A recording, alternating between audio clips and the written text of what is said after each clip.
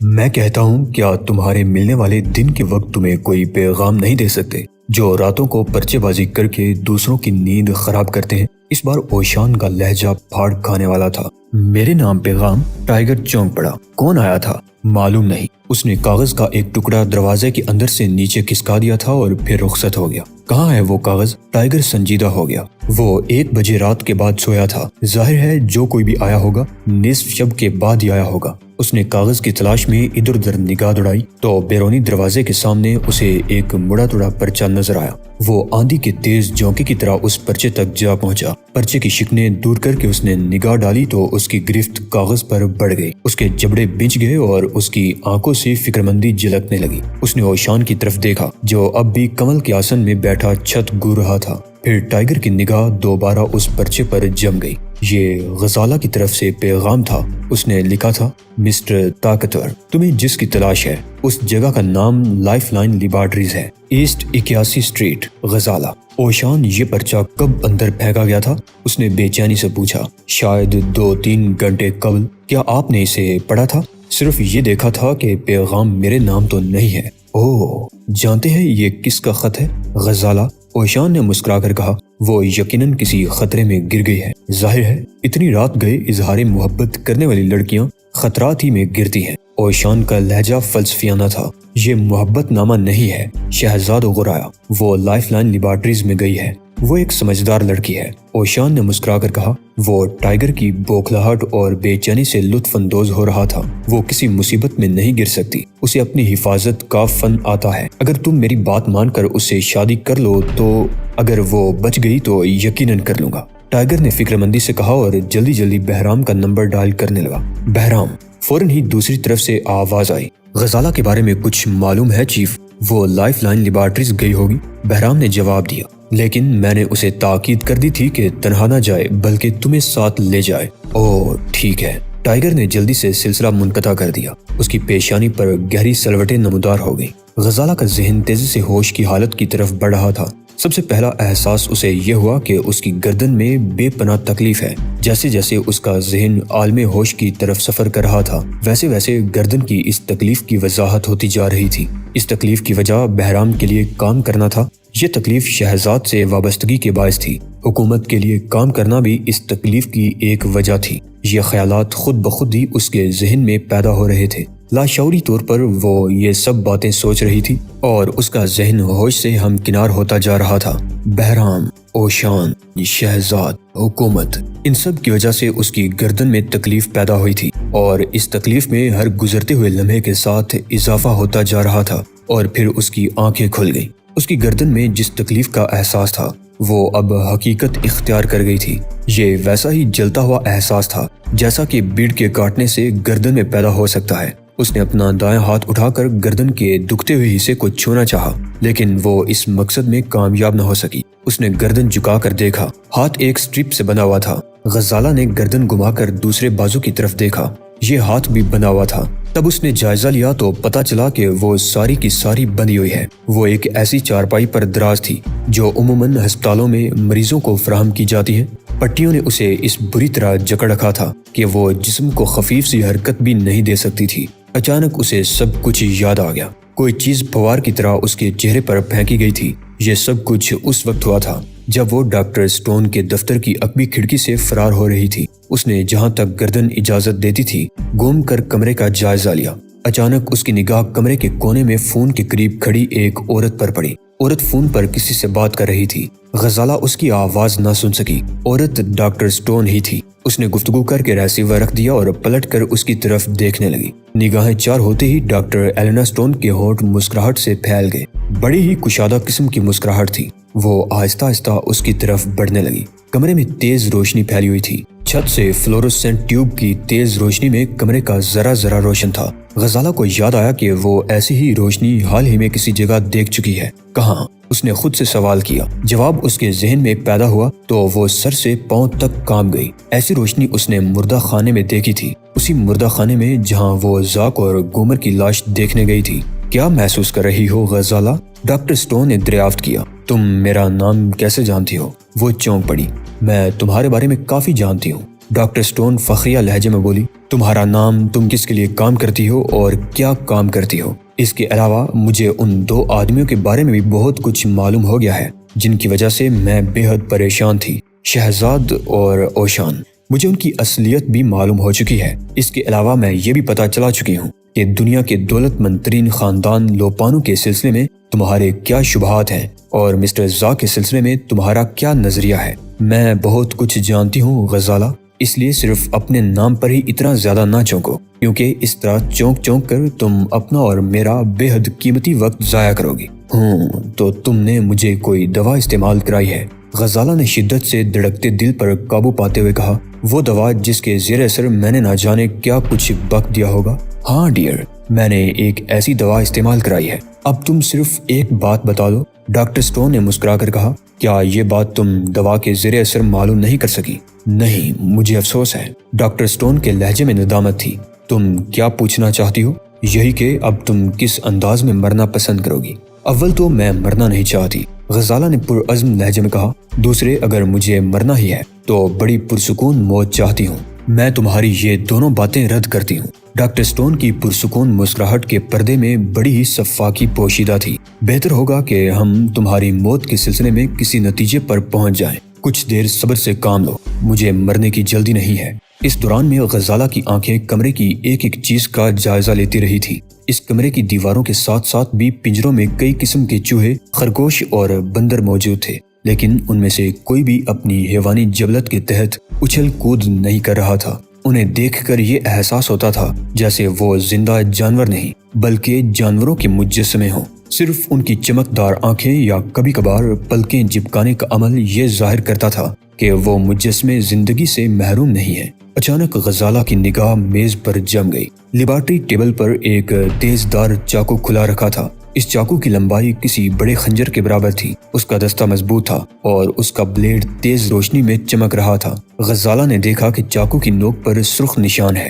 یوں لگتا تھا جیسے یہ چاقو کچھ دیر قبل کسی کے جسم میں گونپا گیا تھا اور نکالتے وقت اتنی دیر کی گئی تھی کہ اس پر خون باقی رہ گیا تھا۔ کاش کسی طرح اس چاقو تک میرا ہاتھ پہنچ جائے، اس نے سوچا، لیکن یہ محض ایک سوچ اور تمنا ہی ہو سکتی تھی۔ اس کی تکمیل کا مرحلہ بے حد مشکل بلکہ ناممکن نظر آتا تھا۔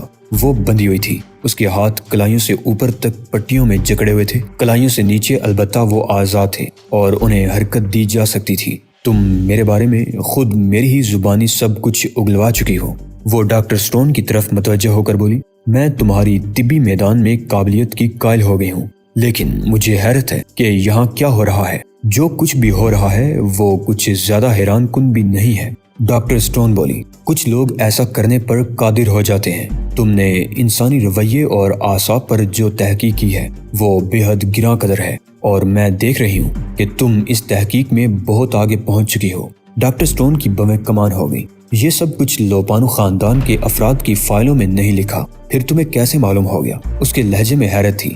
یہ میرا نظریہ ہے جو میں نے اخذ کیا ہے۔ تم ان جانوروں کے رویے پر تحقیق کرتی ہو، انہیں ان کی جبلت اور فطرت کے خلاف بعض قسم کے خوف اور ڈر میں مبتلا کرتی ہو، اور جب ان کا ذہن وہ دہشت قبول کر لیتا ہے تو تم اس تاثر کو باقاعدہ مادی صورت میں حاصل کر لیتی ہو۔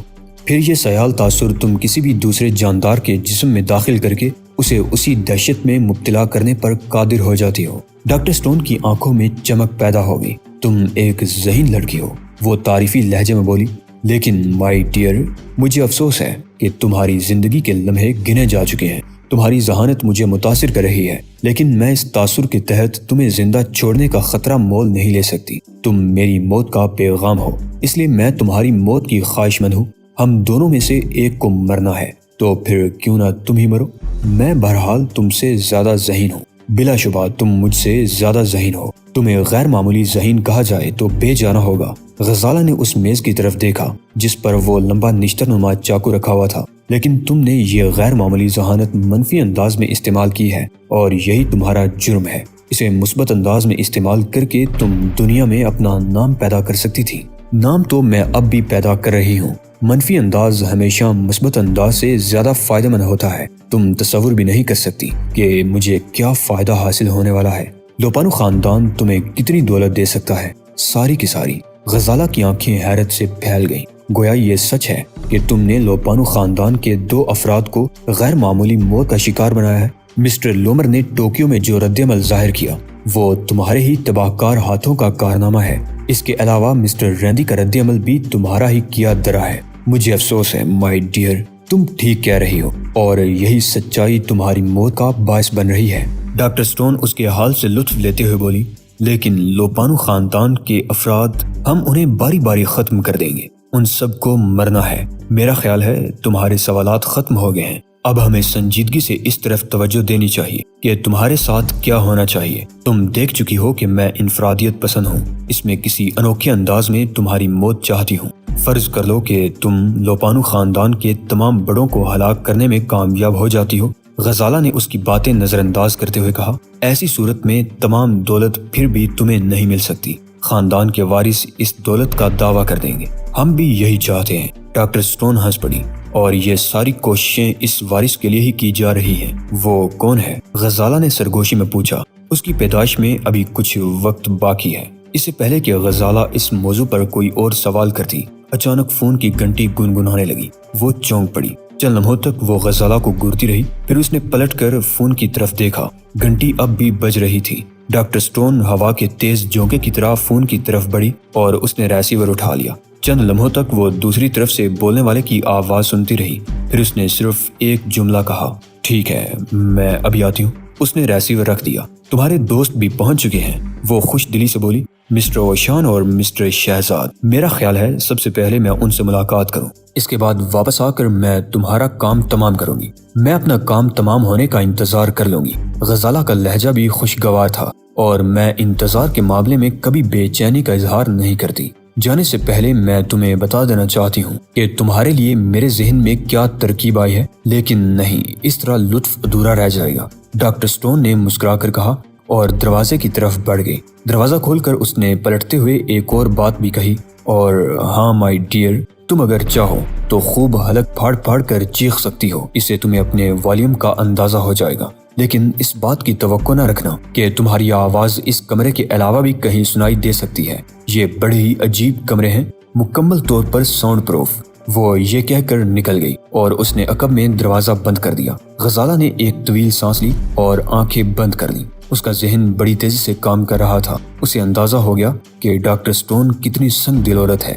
وہ یہاں بے بسی کی موت نہیں مرنا چاہتی تھی، اس لیے اپنے ساتھیوں کی آمد کو نعمت غیر مترقہ سمجھتے ہوئے اس نے فوراً ہی عملی کارروائی شروع کر دی۔ اب تک وہ اپنے لیے ایک لاہے عمل سوچ چکی تھی۔ وہ جس چارپائی پر پٹیوں سے بندھی پڑی تھی، ایسی چارپائیاں عموماً ہسپتالوں میں مریضوں کے لیے مخصوص ہوتی ہیں۔ غزالہ نے جو کچھ بھی سوچا تھا، اس کی کامیابی کا انحصار اس بات پر تھا کہ چارپائی میں پہیے لگے ہوئے ہیں یا نہیں۔ اس نے ایک لمحے کے لیے سانس روک لی، قوت مجتمع کر کے اس نے زور لگایا۔ چارپائی کو جھٹکا لگا اور وہ 2 انچ کے قریب سرک گئی۔ غزالہ کا دل خوشی سے جھوم اٹھا۔ اس کا مطلب تھا کہ چارپائی پہیے دار ہے اور وہ اسی طرح زور لگا لگا کر اسے سرکاتی ہوئی اس میز تک لے جا سکتی ہے جس پر نشتر نما لمبا چاقو رکھا ہوا تھا۔ اب ضائع کرنے کے لیے اس کے پاس قطعاً کوئی وقت نہیں تھا، اس لیے وہ زور زور سے چارپائی کو آگے اور پیچھے سرکانے کی کوشش کرنے لگی۔ اسے توقع تھی کہ چارپائی کے پہیے مکفل نہیں ہوں گے، اور اس کا خیال درست ہی ثابت ہوا۔ وہ بندھی ہوئی حالت میں جسم کو جھٹکا دیتی، یہ جھٹکا چارپائی کو بھی لگتا اور پہیوں کی وجہ سے چارپائی اپنی جگہ سے کچھ کھسک جاتی۔ غزالہ نے اندازہ لگایا کہ ہر جھٹکے سے وہ چارپائی کو 2 انچ کے قریب سرکانے میں کامیاب ہو جاتی ہے۔ اس نے میز اور چارپائی کے درمیانی فاصلے کا اندازہ لگایا اور پھر ایک طویل سانس لے کر رہ گئی۔ اسے 10 فٹ کا فاصلہ طے کرنا تھا، 2 انچ کر کے 10 فٹ کا فاصلہ۔ وہ جسم کو جھٹکے دیتی رہی اور چارپائی سرکتی رہی۔ ڈاکٹر سٹون مین آفس میں داخل ہوئی تو اس کے ہونٹوں پر نسوانی تاثر سے بھرپور مسکراہٹ پھیلی ہوئی تھی۔ اسے دیکھ کر کوئی نہیں کہہ سکتا تھا کہ وہ ایک شفاق اور بے رحم عورت ہے۔ اس کے نقش و نگار میں معصومیت تھی اور اس کی مسکراہٹ دھڑکنیں تیز کرنے کے فن سے آشنا تھی۔ اپنی ان خصوصیات کا خود ڈاکٹر سٹون کو بھی اندازہ تھا، اور وہ موقع پڑنے پر ان سے استفادہ کرنے میں بخل سے کام نہیں لیتی تھی۔ مین آفس میں الماریوں میں کتابیں ہی کتابیں سجی ہوئی تھی۔ اس دفتر کا دروازہ باہر سڑک پر کھلتا تھا۔ اسی دفتر میں استقبالیہ کلرک کی میز کے قریب 2 مہمان ڈاکٹر سٹون کے منتظر تھے۔ صبح بخیر، وہ مسکراہٹ کو مزید کشادہ کرتے ہوئے بولی۔ ٹائیگر نے گہری نگاہ سے اس کی طرف دیکھا۔ ڈاکٹر سٹون اور ٹائیگر کی نظریں چار ہوئیں تو اسے یوں محسوس ہوا جیسے اس شخص کی آنکھوں میں مقناطیس لگے ہوئے ہیں اور وہ لوہے کا ایک حقیر سا ذرہ ہے۔ اسے شدید جھٹکا لگا تھا۔ شہزاد کی گہری جھیل جیسی آنکھوں میں اس نے اپنی پوری ہستی لمحے بھر کے لیے غوطہ زن دیکھی، لیکن وہ جلد ہی سنبھل گئی۔ میں سمجھتی ہوں کہ آپ دونوں کو مسٹر ایمر نے بھیجا ہے۔ اس نے سنبھالا لیتے ہوئے اوشان کی طرف دیکھا جو میز کی سطح پر نگاہ جمائے بیٹھا تھا اور جس نے ایک بار بھی نگاہ اٹھا کر ڈاکٹر سٹون کی طرف دیکھنے کی ضرورت نہیں محسوس کی۔ تمہارا خیال درست ہے ڈاکٹر، شہزاد نے جواب دیا۔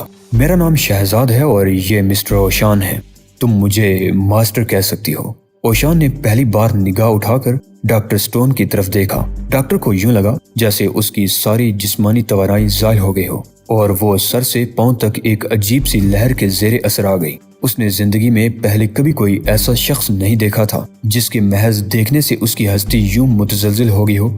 وہ تو ابھی شہزاد کی جھیل جیسی آنکھوں کے تاثر سے نہیں سنبھل پائی تھی کہ اوشان نے اسے بے پناہ سنسنی میں مبتلا کر دیا۔ ماسٹر، اس نے زیر لب کہا، کیا آپ کچھ پڑھاتے ہیں؟ اوشان نے معنی خیز انداز میں سر کو جنبش دیتے ہوئے کہا، میں لوگوں کو انسانیت کی قدر کرنے کا سبق دیتا ہوں۔ آپ سے مل کر بے حد خوشی ہوئی مسٹر اوشان۔ ڈاکٹر سٹون نے خود کو پوری طرح سنبھالتے ہوئے کہا اور شہزاد کے قریب سے گزرتے وقت اپنی ہستی اس سے مس کرتی ہوئی ایک کرسی پر بیٹھ گئی۔ ٹائیگر کے نتنے ایک لمحے کے لیے متحرک ہو کر ساکت ہو گئے۔ اسے ایک مخصوص خوشبو کا احساس ہوا۔ یہ خوشبو اسے یاد دلا رہی تھی کہ وہ ایسی ہی خوشبو پہلے بھی کہیں سونگھ چکا ہے۔ کہاں؟ اس نے ذہن پر زور نہیں دیا، ورنہ اسے یاد آ جاتا کہ یہ خوشبو اسے لوپانو خاندان کے سربراہ مسٹر ایمر کے ہاں سونگھنے کا موقع ملا تھا۔ میں آپ کی کیا خدمت کر سکتی ہوں؟ وہ مسکرا کر بولی۔ پہلے لومر اور اس کے بعد ریندی پراسرار حالات میں ہلاک ہو گیا۔ ٹائیگر نے اسے دیکھتے ہوئے سوال کیا، کیا تم بتا سکتی ہو کہ انہوں نے اس انداز میں مرنا کیوں قبول کیا؟ وہ حیران نظر آنے لگی۔ دراصل ہمیں مسٹر ایمر نے بتایا تھا کہ تم ان کی فیملی ڈاکٹر ہو۔ ڈاکٹر سٹون کی حلق سے ایک طویل سانس نکل گئی۔